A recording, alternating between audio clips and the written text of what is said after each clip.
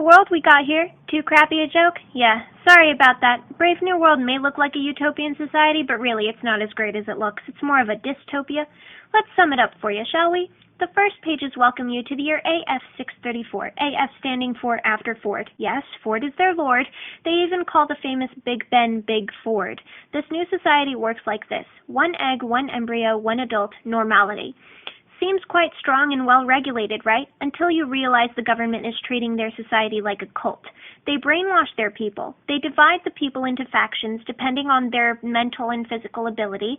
Remind anyone of this book? Oh, and they even have to wear different colors of clothing.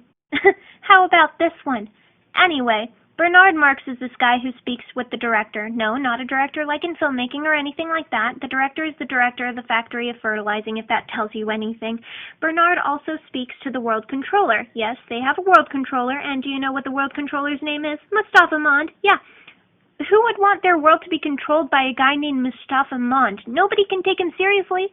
So back to Bernard. The director slightly engages in emotion, a bad and unheard of thing, when he speaks to Bernard about the savage reservation Bernard is going to.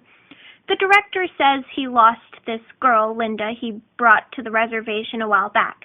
The director is clearly emotional about it, but refuses to admit it because nobody knows what emotion is anyway. Bernard is perplexed by the director's feeling as he goes back home to get Lenina, the girl he wants to bring to the reservation. Long story short, Lenina and Bernard are high on Soma, a drug that everyone takes all the time. They end up going to the reservation. They meet these so-called savages, people who are called uncivilized. They meet the odd one out, John, a kid who grew up with Shakespeare. The Shakespeare references in this book never stop, do they? And get this, John is the main character, yet he only appears in mid-novel. What the hell? They learned that John's mother is Linda. So John is the director's son? Say what? Lenina falls in lust with John. John falls in love with Lenina until she starts sexually harassing the kid. Just a reminder, Brave New World is a sexual society. The Savages Society is emotional. John manages to get Lenina away from him. Linda, Lenina, John, and Bernard all end up returning to the Brave New World together. Linda is dying of old age, something unheard of, and John has to go to the hospital to be with her. Linda dies, John cries. The kids running around are deeply confused because they don't know death is a bad thing because they don't have emotional attachment. John absolutely hates this place. Okay, he storms out at the time all the women take their soma, and he takes all their trays, throws them to the ground so they can't have any anymore. This becomes a riot. Bernard is mad about this. Later, John is locked up in his room, depressed, as Bernard asks him to come out from the other side of the door. Remind you of this movie? They end up going to the event, kind of like a red carpet thing, you know, lights flashing, cameras in their faces.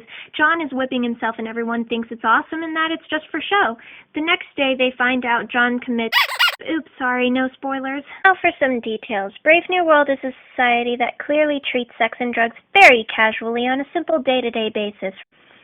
They chug Soma, a drug that sends your mind into a parallel universe. Oh, no wonder all the people in this land are totally messed up and constantly out of it.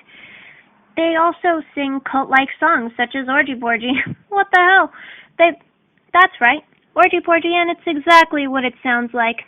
As we said earlier, Huxley, the author, introduces the main character in mid-novel. His name is John, most simple name in the world. Seriously, we may think this is dystopia, but everything is subjective. To most characters in this novel, it's a utopia. Some people in our society today say it's already a dystopia. I mean, what do you think? Watch the movie, read the book, and you might think very differently about the world today. Oh, my Fordness. Stop with the philosophical questions already. Brave New World, starring Mustafa Mond, played by Spock. The famous Peter Gallagher, obviously. Rhea Kilsteit.